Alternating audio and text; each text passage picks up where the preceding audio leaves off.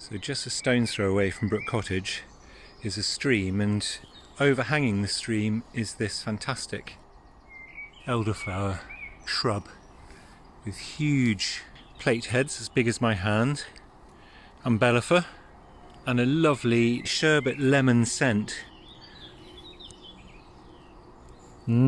That's gorgeous. Sniff before you pick, because some elderflowers will have a much better flavour than others. I'm going to pick off some of these. This one isn't ready to harvest, it's still to open. You want to leave some for the birds, the berries for anybody who's collecting elderberry. Just take maybe 5% of what's here.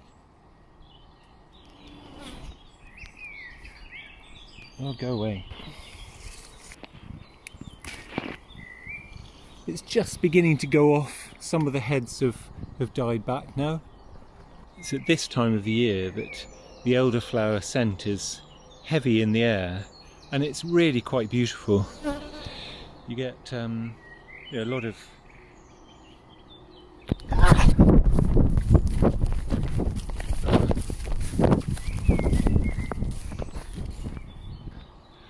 I'm missing one of the lenses of my glasses. I've just been chased across the field by one of our bees.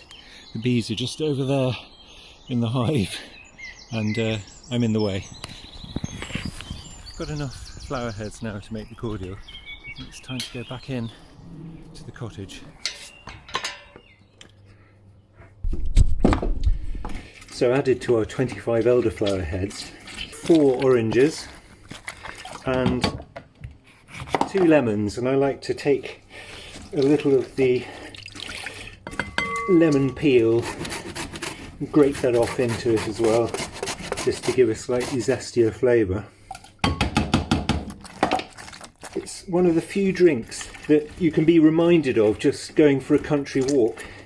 It's such a gorgeously refreshing, yummy drink that I really associate with summer, and if you bottle enough up for the winter, then you can be reminded of the balmy sunny days with the elder hanging heavily in the air. I'm adding the granulated sugar to the elder, a little brown sugar for a more caramelly taste, the juice and zest, and the boiling water.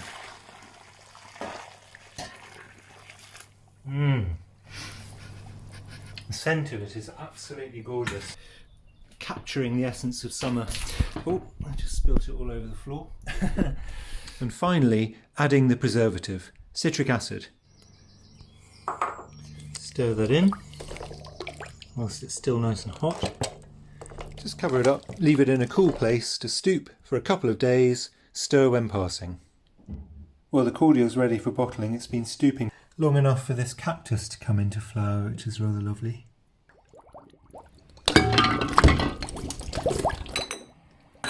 So I'm sterilising bottles that I've saved up over the last few months. I'm using Milton sterilising tablets, and the next job will be to strain the liquid and some of the beetles and other things that have fallen in.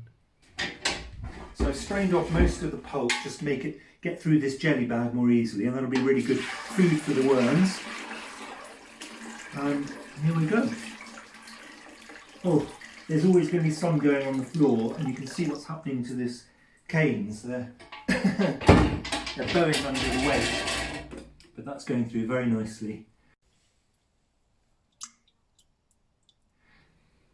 Gorgeous.